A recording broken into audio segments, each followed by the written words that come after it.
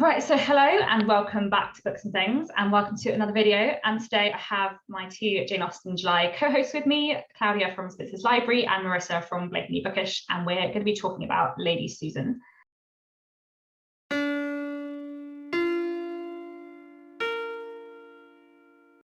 I think we all read Lady Susan this year for Jane Austen July. This was my third or fourth reading. I don't know how many times you guys have read it before.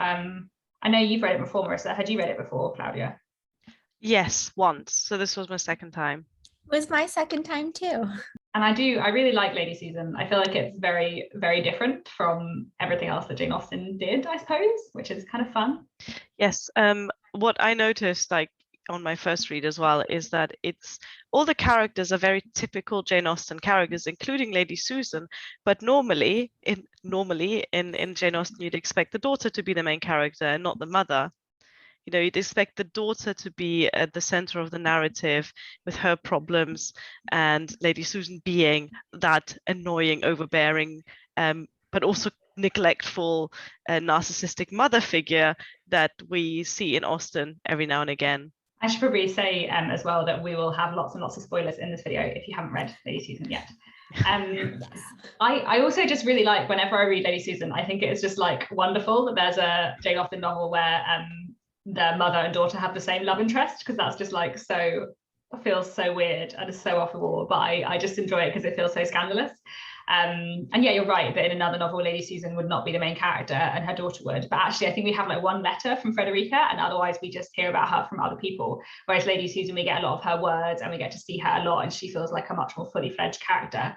And I really like how two-faced Lady Susan is, and I feel like that works really well in the epistolary form, because we get one letter from her to someone being exceptionally nice and kind of groveling to them, and another letter saying to someone else saying how much she hates them and she doesn't care about them, and I just find that really entertaining.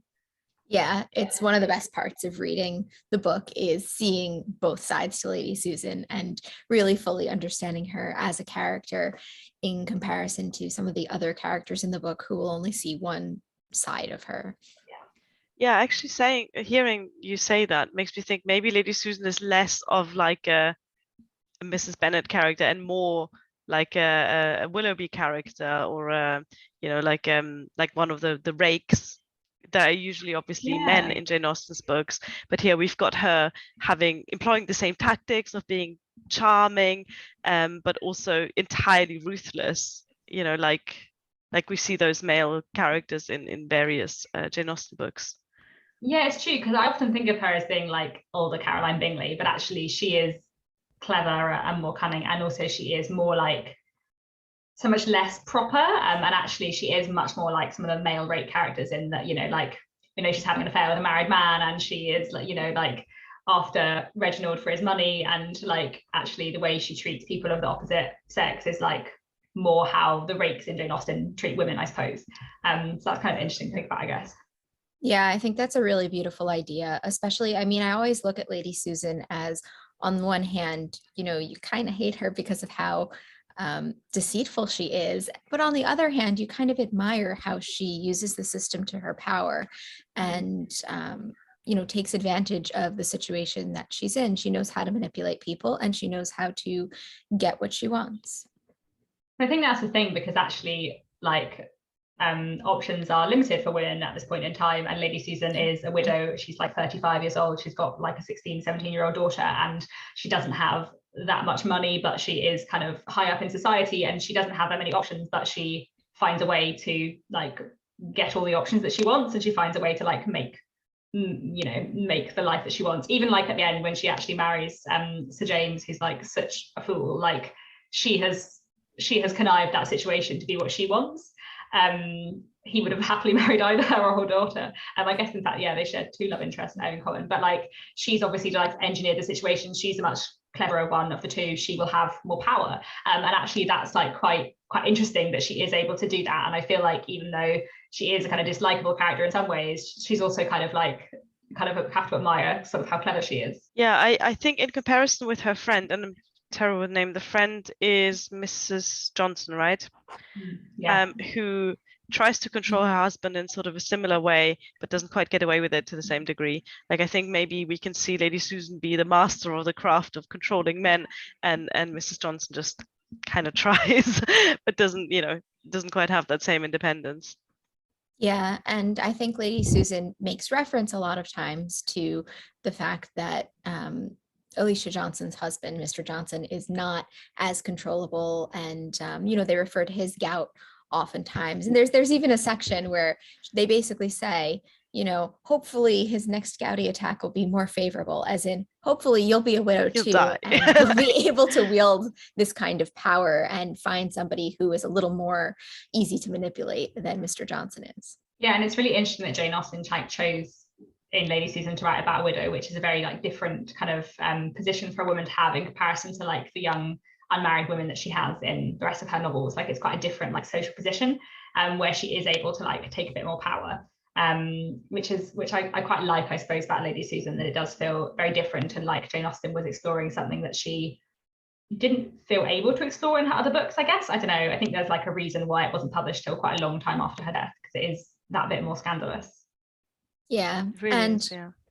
I feel like it's great that she was able to explore it, but I feel like she could have also explored it more. I mean, Lady Susan is one of her less polished, least finished types of works. Even just the epistolary format was something that Jane Austen played around with earlier in her career, and then really found her voice in free indirect discourse, and change things around. So this kind of comes from the era of Sense and Sensibility, where she was just kind of formulating her ideas, and then she tweak them and work them into something different. And I feel like I wish she would have revisited Lady Susan and worked it into, the style that we come to know her for. Like a longer novel as well. And then maybe we would have seen more of Federica and, just the other characters. I when I read it, it reminds me of a play. I don't know if you get the same feeling, because it's all set in most of it is set in this one location, and you get people coming and people going, and like I visualize it almost on a stage rather than like in a real place. It's very strange, because obviously epistolary novella has got nothing to do with like a play, the way a play is written, but somehow something about it, yeah, I just visualize it in this one place, like a stage, and people appear and disappear. I think also it's partly because it's slightly more like old-fashioned in style, but not in content. So like I feel like we often think of Jane Austen's novels as being like really modern in style, because in a way, like what is now a novel sort of didn't entirely start with Jane Austen, but like earlier novels from the 18th century don't like have the same character development or like the same, I don't know, I feel like Jane Austen's novels feel much more recognizable as a novel than when I read something from before Jane Austen. But actually before Jane Austen, there is an awful lot of epistolary novels, and there is like, and drama is huge, and plays have been around for a lot longer than novels in English literature. So I feel like Lady Susan is like, yeah, uses more of the like structure of plays, and I guess in the way that things are all happening in the same place, there's a limited cast, but also it's using that epistolary form that's like very common in a lot of 18th century novels. But at the same time, it's quite old-fashioned in like style, but actually like the content is quite scandalous, which I just quite like. I feel like that's quite interesting. I don't know if you finished The Genius of Jane Austen, Marissa, but she like speaks so much in that book. You should read it at some point, it's really good. Paula Byrne talks a lot in that book about how like theatre influenced Jane Austen, and she talks a bit about that with Lady Susan too, and I just found that really, really interesting. Oh, that is interesting. And you're talking about character development, and I think that's one thing that really sets Jane Austen apart from many of her contemporaries, and also why, I don't know if you hear the same thing, but I hear a lot from people who take part in Jane Austen July. They tried Belinda, or they tried Marriage or whatever, and they didn't like it because it didn't feel like, like a modern novel. And I think a lot of that is to do with character development. And here the characters develop very little. They're very much the same at the end of the novel as they are at the beginning, except married. But they don't learn a valuable lesson or anything like that, like they do in other Jane Austen novels. So in that regard, I see what you mean about this sort of old-fashioned structure and the way that the plot plays out. Yeah. So I kind of love that Lady Susan doesn't learn anything, and it's just like always unredeemable, because that's also quite fun. I do it. Yeah, I do like that. Yeah. I think it's almost fun in this book that we don't get character development, which is kind of a strange thing to say, because one of the beauties of Jane Austen is her character development. But I feel like in Lady Susan, we develop an understanding for the characters, Mm. as opposed to the characters actually learning and changing from the experiences they have. Yeah, on the one hand, Lady Susan is this really fun sort of anti-hero, but on the other hand, she is genuinely cruel to her daughter. Like, she is a villain, you know, she's not like this sort of fun, kooky, like goes against the mainstream type of character that you root for. You kind of root for her while at the same time acknowledging that she's a genuinely bad person. Yeah, and she's awful to Frederica, and like just horribly cruel to her, both in her like general treatment of her and her neglect of her throughout her life, but also that she is going to just marry her off to someone absolutely horrible. And I feel like it's almost worse because the way she pretends to everybody else that Frederica's made it up, and you know, like Frederica's just overreacting. Obviously, I would have never done anything to hurt Frederica. Like the way that she talks to everyone else is about her daughter is sort of makes it so much worse as well. Yeah, the mother-daughter relationship in here is particularly interesting because, I mean, you could almost classify it as abusive in some ways, I think, depending on how you read it. And yeah, and also because you don't hear much from Frederica, you begin to wonder, you know, what Frederica is really like. Is she the meek character everyone makes her out to be? Or is there more to Frederica that we don't get to see? She's lived with Lady Susan her entire life. She must have some understanding of manipulation and of, you know, her mother in a way that other people don't. But of course, we never really get to see that. The only letter that we have from Frederica is to Reginald de Courcy, begging him to take up, you know, her side of things and to advocate for her to her mother. And actually, it's quite interesting that that is the only letter we have from her to Reginald, because like obviously the point is she's writing that letter because she's like desperate, but actually like it's really inappropriate that she writes to him. It's really inappropriate for a young woman to write to someone who isn't her relation, who she isn't engaged to. Like obviously that's like a big thing in Sense and Sensibility, that's like it's really inappropriate to write to someone unless you're engaged. So actually the very fact that like she does write to him is kind of like improper in itself. So she does actually take like a wilder step because she feels she's driven to that, which is kind of interesting, I guess, because she is so much more proper in general than Lady Susan, as far as we know. Yeah. And I feel like on one hand, you can interpret that action as truly the act of someone who is desperate, and who you should sympathize with. And on the other hand, you could see that act as a page taken out of Lady Susan's book. So it's just really interesting to think about that. It would have been interesting to see how this story could have been developed into a full novel, but I think I would have still liked to have the focus on Lady Susan if this, you know, was a full-blown novel rather than on Frederica, because she's definitely one of the most interesting Jane Austen heroines or main characters, whatever you want to call it. The men in this book are all fairly bland, I thought, compared to other Jane Austen love interests and heroes and whatever. They're more like stand-ins for certain paths that Lady Susan can take and that Frederica can take. I find, you know, there's obviously like the safe but like uninteresting marriage match. There's the married man that she's having an affair with. So they're kind of like archetypes more than characters, and perhaps they would have been also more developed in you know, if she had expanded this into a novel.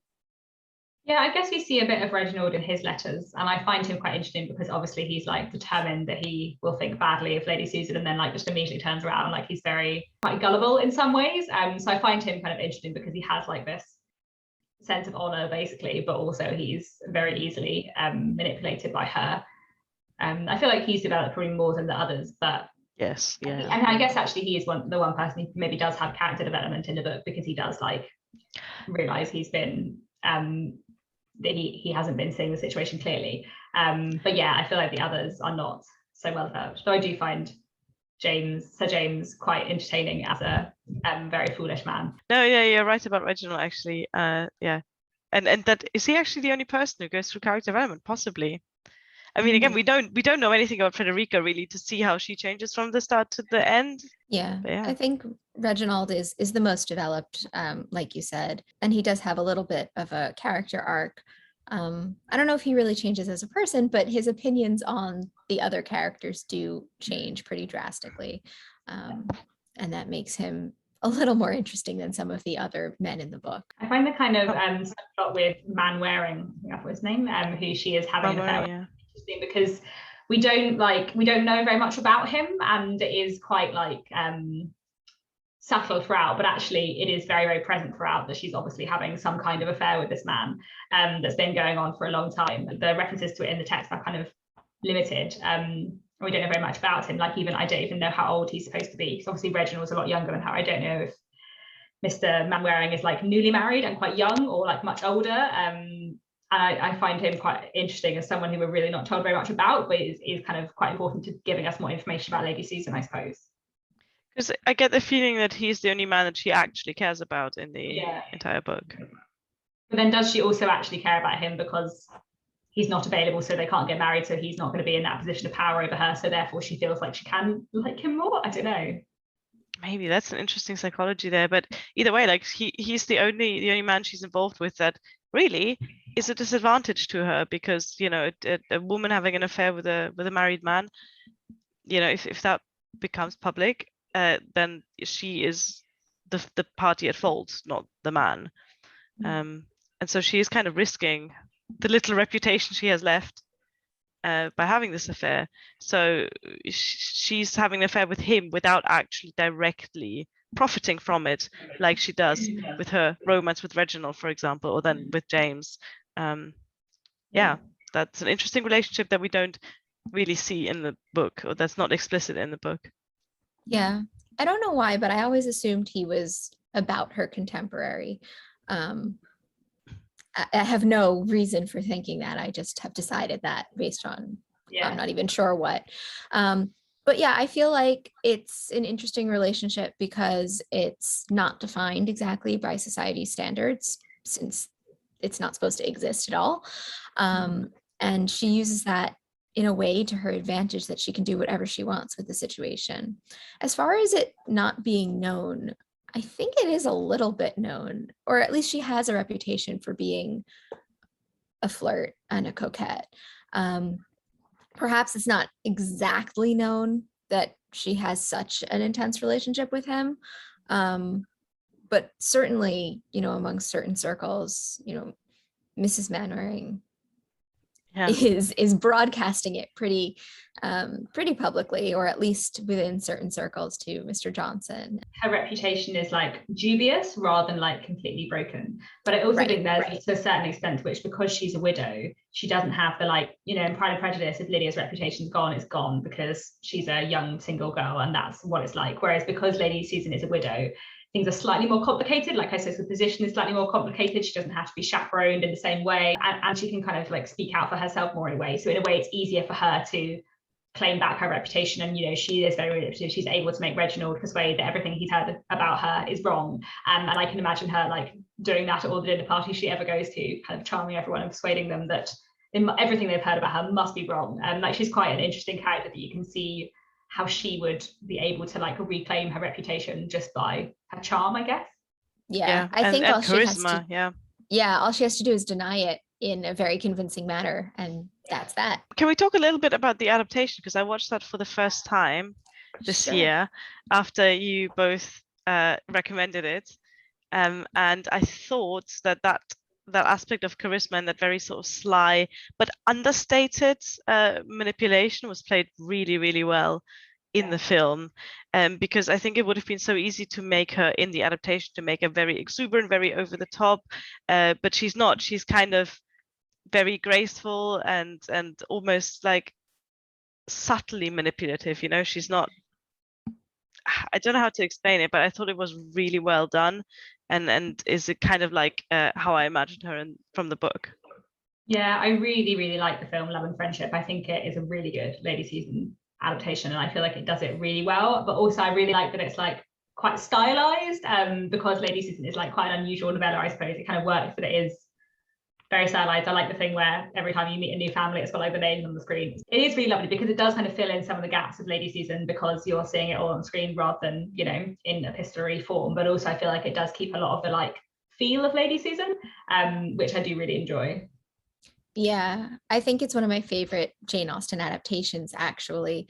It makes a lot of smart choices, and when I reread Lady Susan, I actually had a hard time separating the adaptation from the novella at this point, because the two of them are so fused in my mind.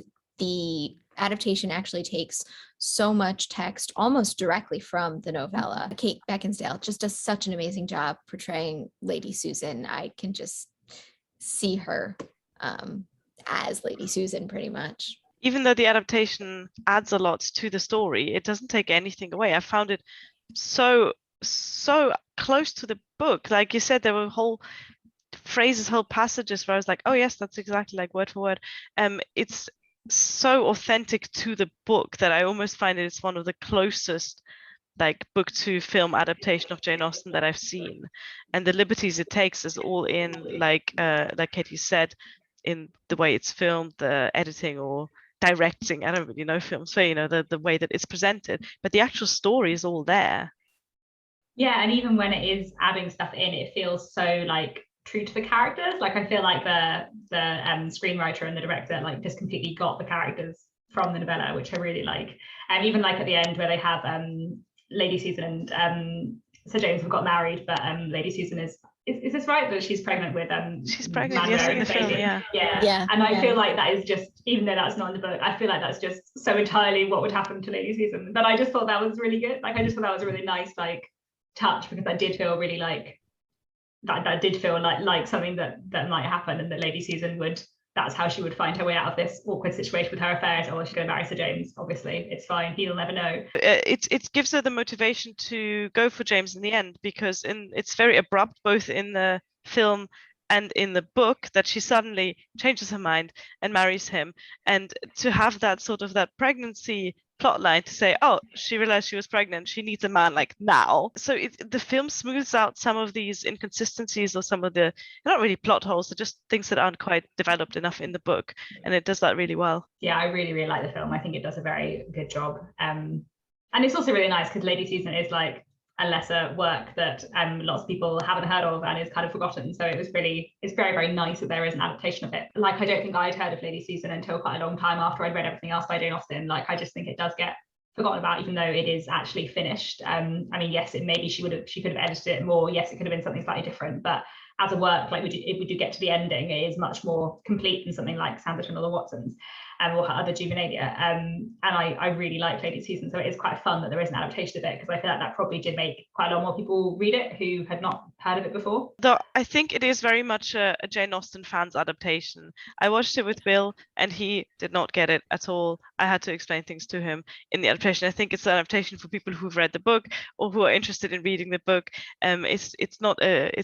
It's very much an indie film in the way it's written, directed. It asks a lot of the viewer, it doesn't patronize the viewer. It expects you to follow along with all the characters. And yeah, it's I don't want to say like highbrow, because it is very entertaining and stuff, but it's not an easy adaptation that you can just sort of watch on the side, I found.